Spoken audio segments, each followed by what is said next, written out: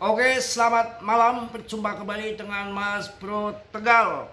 Banyak info untuk kalian pahami, menyikapi market yang akan terjadi ke depan.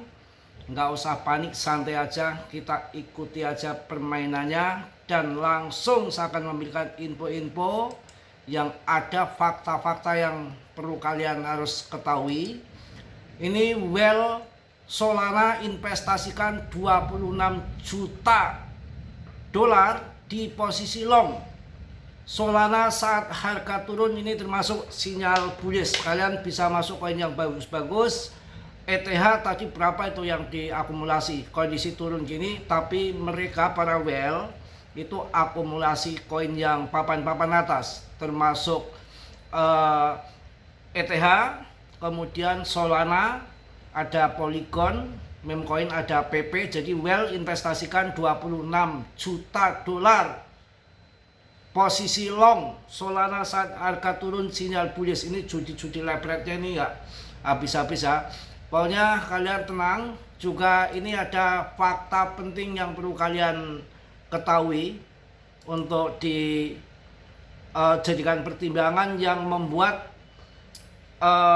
aset kripto kemungkinan akan naik. Jadi ada faktor-faktor yang bisa menyelamatkan kripto. Ada harapan The Fed, RUU kripto, dan adopsi institusional bisa jadi penyelamat kehancuran yang sekarang lagi terjadi.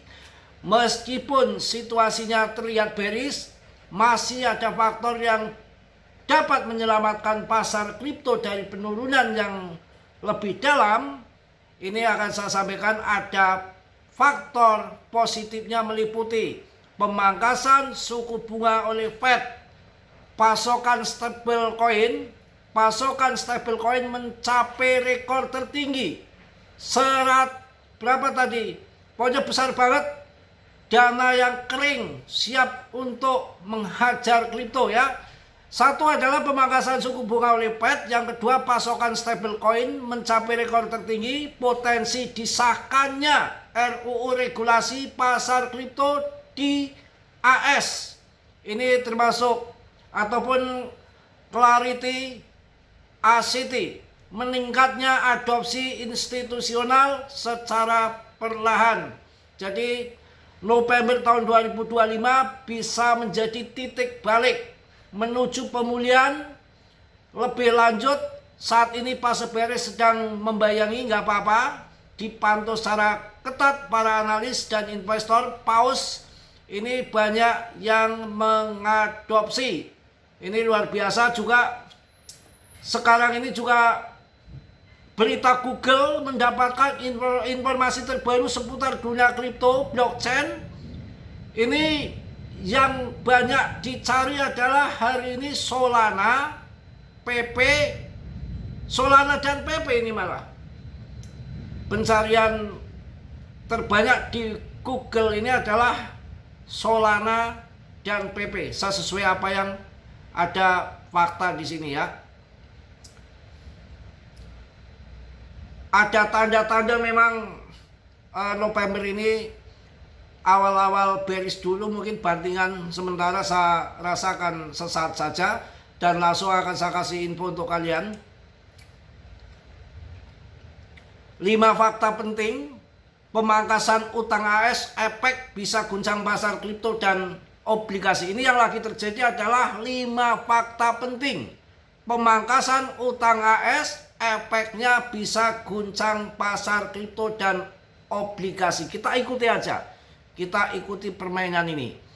Kementerian Keuangan Amerika Serikat secara mengejutkan memangkas estimasi pinjaman kuartal keempat 2025 dari 590 miliar dolar menjadi 569 miliar atau sekitar 9,5 kuadriliun. Ini langkah ini disebut-sebut sebagai sinyal stabilisasi fiskal yang bisa mendapatkan perhatian besar dari investor global termasuk pasar kripto. Ini adalah 5 poin penting yang lagi ramai diperbincangkan seputar pemangkasan utang dan implikasinya terhadap pasar. Satu adalah utang dipangkas 351 triliun karena posisi kas AS lebih kuat. Pemangkasan estimasi utang sebesar 350 triliun ataupun 21 miliar dolar dipicu oleh saldo kas awal kuartal yang lebih tinggi dari perkiraan, yakni mencapai 891 miliar dolar atau sekitar 14,9 kuadriliun. Jumlah ini jauh di atas estimasi sebelumnya sebesar 850 miliar dolar. Kemudian yang dua adalah pengurangan utang bisa tenangkan pasar obligasi. Ini ujung-ujungnya AS lagi. Menurut analis yang dikutip oleh Financial Times, pemangkasan utang ini berfungsi sebagai penstabil treasury dan dapat memberikan sinyal positif kepada pelaku pasar. Selama tahun 2025 pasar obligasi AS memang mendapatkan tekanan berat karena kombinasi antara suplai utang tinggi dan kenaikan suku bunga jangka panjang dari Fed. Ya, dengan turunnya kebutuhan pinjaman jangka pendek, investor bisa lebih mudah memprediksi arah kebijakan suku bunga dan menyesuaikan strategi investasi termasuk pada aset kripto seperti ETH dan BTC. Yang ketiga adalah bukan tanda penghematan belanja Fed tetap tinggi. Meskipun terjadi pemangkasan pinjaman kuartal ini, para ekonom menegaskan bahwa ini bukan sinyal pengetatan anggaran secara umum. Belanja federal tetap tinggi terutama untuk program infrastruktur, jaminan sosial, dan stimulus ekonomi lainnya yang masih aktif hingga tahun 2026. Jadi kalau menurut saya, ngebernya itu nanti tahun 2027. Artinya pengurangan kali ini hanyalah jeda teknis dan bukan perubahan arah kebijakan fiskal jangka panjang yang bisa menurunkan tekanan utang secara struktural. 4 adalah kuartal awal 2026 pemerintah AS rencanakan pinjaman 9,6 kuadriliun kuartal awal loh. Ini bisa menjadi PAM juga akan lanjut sampai tahun 2026 di kuartal pertama. Berarti bulan Januari, Februari, Maret. Sabar kawan ya. Diproyeksikan bahwa dari Januari hingga Maret tahun 2026 pemerintah AS akan tetap meminjam sekitar 578 miliar dolar atau 9,6 kuadriliun, menunjukkan bahwa tren utang besar masih berlanjut. Jumlah ini bergantung pada saldo kas akhir tahun yang diprediksi tetap tinggi di angka 850 miliar dolar. Kemudian yang kelima ya, dampak ke kripto, daya tarik aset alternatif bisa naik. Altcoin ya bisa naik. Meskipun pengurangan utang bisa mengurangi tekanan imbal hasil, defisit fiskal tetap tinggi dan ini berarti investor akan terus mencari alternatif lindung nilai termasuk di pasar kripto. Aset seperti BTC, ETH hingga altcoin tangguh seperti Solana bisa kembali menarik perhatian terutama jika pasar melihat potensi pelemahan dolar AS dalam jangka menengah. Selain itu, investor kripto juga memantau erat kebijakan fiskal dan utang AS sebagai bagian dari strategi makro global mereka. Meskipun pemangkasan utang AS terlihat sebagai langkah positif, realitasnya adalah bahwa kebutuhan pinjaman pemerintah tetap besar. Dampak jangka pendeknya bisa meredakan tekanan di pasar obligasi, tapi pasar kripto tetap akan bersikap waspada karena tren defisit fiskal masih berlanjut. Pokoknya kita ngikut sajalah, terserah mereka mau banting-bantingan ya. Ayo monggo dibanting-banting, akan sampai berapa bantingan, tak jual sapi atau kebo ya. Kebo masih ada nggak ya? punya tetangga. Gila. Ini kita harus sabar, yang mana memang kondisi gini, tapi si well ini pada serok di saat lagi turun gini. Mereka pada serok, bukan serok yang kecil ya, serokannya besar-besaran kawan. Terutama ETA ini diserok cukup besar. Gila.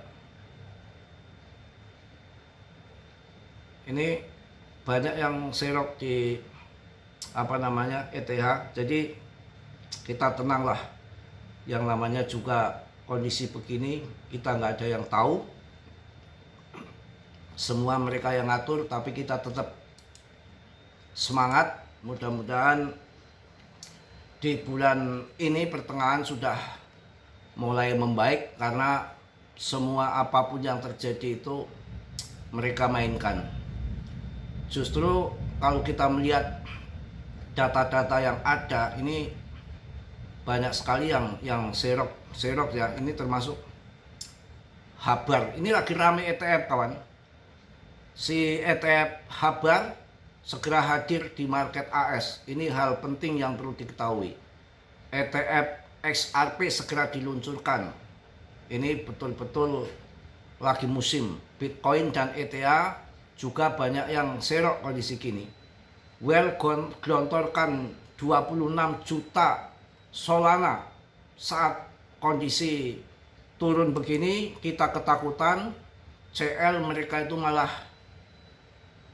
akumulasi kawan ya. Jadi malah akumulasi. Kita harus tetap semangat, tetap sabar. Mudah-mudahan nanti akan kembali lagi. Ini juga ICP naik 31% dalam 24 jam. Luar biasa. Yang nggak turun-turun si koin Dash ya. Di samping turun gini juga banyak saya kasih koin-koin yang untuk beli-beli rokok tuh udah saya kasih kemarin. ICP, ada Dash, sebetulnya banyak ya. Pokoknya itu yang terjadi, kita harus sabar, nggak usah pakai belekutakan, karena market tuh naik turun sudah hal yang biasa. Apalagi sekarang pencarian kripto di Google ini, pertama adalah Solana, yang kedua PP Memecoin. Ini yang paling jelek BTC itu kan, ini sebetulnya kasusnya itu merembet kemana-mana. Kalau nggak ada masalah pemangkasan utang AS ya ada MTGOC foodnya. Kalau nggak ada MTGOC perang. Kalau nggak perang ya jurusnya Trump, tarif dagang, macam-macam. Padahal inti dari yang terjadi saat ini, BTC itu harganya sudah terlalu tinggi. Mereka pada jual BTC take profit untuk persiapan akhir tahun, padahal masih bulan November, juga masih tanggal 4, takut nggak kebagian nanti di akhir tahun tuh gimana, nggak ngerti ya. Mereka pada cuan BTC ya, mereka jual udah cukup tinggi kenaikan dari 16.000 waktu bear market sampai di atas 100.000 dolar, sampai 100.000 kan. Kemudian yang bikin jelek, kalau naik nggak ngajak-ngajak BTC, kalau turun altcoin diseret lebih dalam. Ini kelakuannya. Padahal ini selama 7 hari ya nanti masuknya ke BTC kawan. BTC hanya turun 8% saja dalam 1 minggu. Untuk Ethereumnya 14% ya. Kita akan lihat koin Cardano ini juga 17% ya. Ya semua turun, bukan PP saja, SUI aja 21%. Kemudian untuk PP 19% loh, 19% dalam 1 minggu. Malah WLFI 23%. Ya semua turun, bukan hanya PP. Kemudian yang paling parah di sini menurut saya loh, tapi apa adanya yang saya sampaikan menurut data di CMC, enggak saya menjelekkan koin lain. Koin Tengu tahu nggak Tengu? Pengu itu 31% dalam seminggu. Ya nangis ini.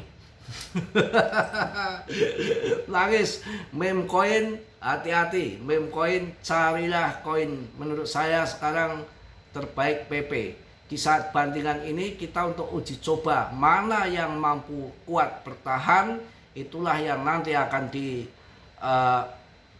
investor untuk di holding untuk investasi ya.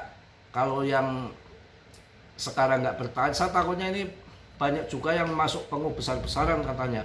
Ini takutnya itu kayak Modeng ya. Pada waktu itu kan banyak teman-teman saya yang ngasih tahu ke saya ada komunitas di Jakarta, sekelompok itu masuk koin Modeng, dia mengabaikan PP. Modeng pokoknya, Modeng. Sekarang Modeng udah terlempar jauh. Ya udah turunnya udah ancur-ancuran. Nah ini sekarang pengu ini. Ya biasanya di ekosistem Solana itu hanya sudah saya sampaikan, kalau suka dengan ekosistem Solana pegang kepalanya sekalian, pegang Solananya satu, decknya Solananya, Jupiternya, ketiga adalah fund yang untuk membuat koin meme di jaringan Solana dengan fund itu. Makanya ketiga itu yang perlu kalian ambil, jangan ambil yang lain-lain ya. Sebetulnya mau kondisi turun gini ini ya nggak mungkin kripto akan hancur sampai kiamat, tetap ada naiknya ya. Jadi tahun depan ikutnya ini ya. Aduh pusing saya, pusing bener-bener pusing. Ini piye kawan, ini piye, koin saya punya terbang das, oh gila 2 juta lebih, ki piye. Udahlah saya tutup segitu aja. Saya akan menikmati das dulu sambil nunggu PP. Das cuan. Ya, yang positif kalian ambil, yang buruk kalian tendang. Kiranya sudilah yang belum subscribe untuk mensubscribe, yang sudah Mas Bro ucapkan banyak-banyak terima kasih. Salam dari Tegal Mas Bro. Wassalamualaikum warahmatullahi wabarakatuh. Jos das PP.